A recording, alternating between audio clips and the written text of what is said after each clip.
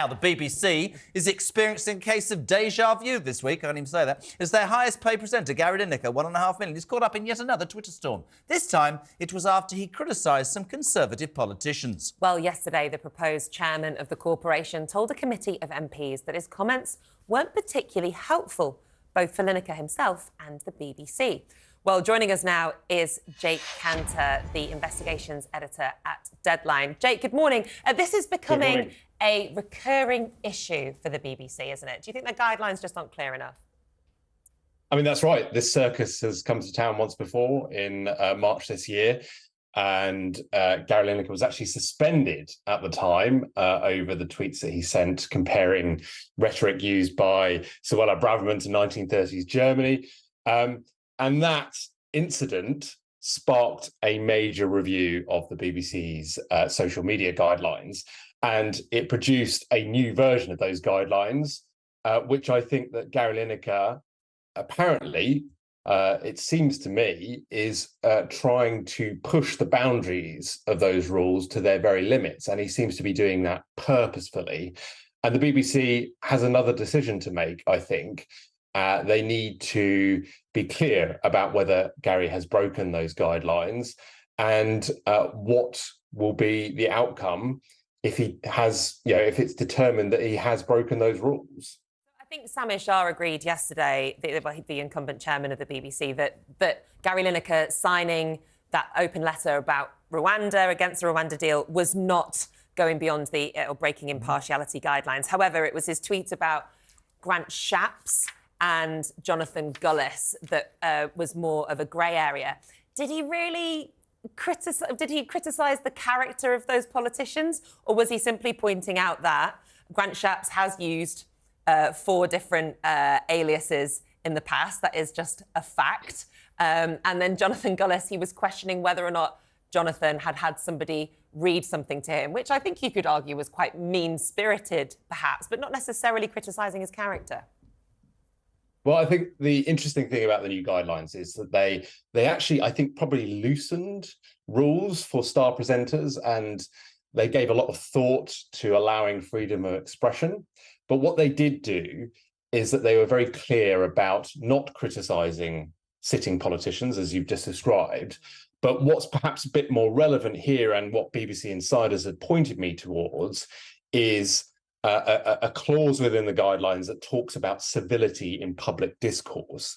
And I think that's the question here. Has Gary Lineker been civil with politicians? And if the answer is no, then I think the BBC needs to be clear about that and tell licence fee payers that it has concerns about these tweets, and it needs to be clear about whether any disciplinary action is needed to be taken against Gary in this case. Jake, welcome to Talk today. Lovely to have you on, mate. Thank you. I mean, this to me pinpoints entirely why the BBC is criticised so often. They are in a position where Lineker quite rightly has a right to free speech. We've understood about the difference between sports and news, but he's pushing them and pushing them. What happened last time was he's got them done completely. Shearer and Wrighty walked out, complete control, walks back in. There's a new guy coming. I'm going to push and push and push. The reason this winds people up, whether people like this or not, is that the guy's on £1.5 million a year, paid by the British taxpayer, and they're going, you're taking the mickey. The corporation, you are bigger than it now. They should stand up to him. That's, in essence, the truth. It's interesting that the incoming chairman, as Nick said, Sami Shah, has almost reignited this yesterday when he was in front of that committee of MPs, because he said maybe. So is he going to come in and just fall down like the rest of them? Because as it sort of sits here with me, Gary Lineker runs the BBC, doesn't he? He can do what he wants. Well, I mean, look, the BBC's clearly in a bit of a bind, as you've just described. I think if it decides to take action against Gary Lineker, if it does something similar to what it did in March and suspend him, then there is that risk that his colleagues like Shearer and Wrighty, as you just described, walk out and disrupt another weekend's sporting schedule. But who's the boss? Why don't the BBC put their foot down? They're supposed to be their employers. Well, I mean, look, the BBC has not been clear about what it is doing here. And I think it needs to be. I've said that a couple of times now. I think the BBC needs to be really transparent about the way that it's handling this. And I think that would be a good starting point. I think it's really interesting what we've seen in recent days is People like Danny Cohen, who is the former director of television at the BBC. He wrote a column in the Telegraph yesterday, basically saying that Gary Lineker is replaceable. That you could bring in another presenter on Match of the Day, and the show will perform in much the same way. Did you hear what I said earlier, Jake? And listen, I know Shearer, and they were in solidarity. I mean, for me, if the corporation is bowing down, then you've got no rules at all. They played Match of the Day as a 30-minute show reel of highlights with a voiceover, and it got 500,000 more viewers. So try explaining that to the British taxpayer, why we're paying his exorbitant salary. Why not just get him out the door and he can go somewhere else? Because everybody wanted to tune in to see the potential car crash. I know, but it worked, didn't it? It definitely worked. And also, you know, it's not...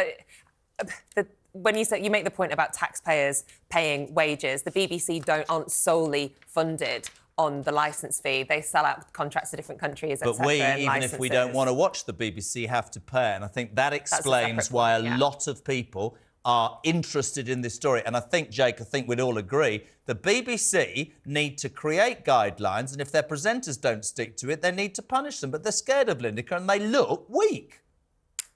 Well, thank you so much to Jake for joining us. Unfortunately, we've run out of time. I'm so sorry, Sorry, Jake. mate.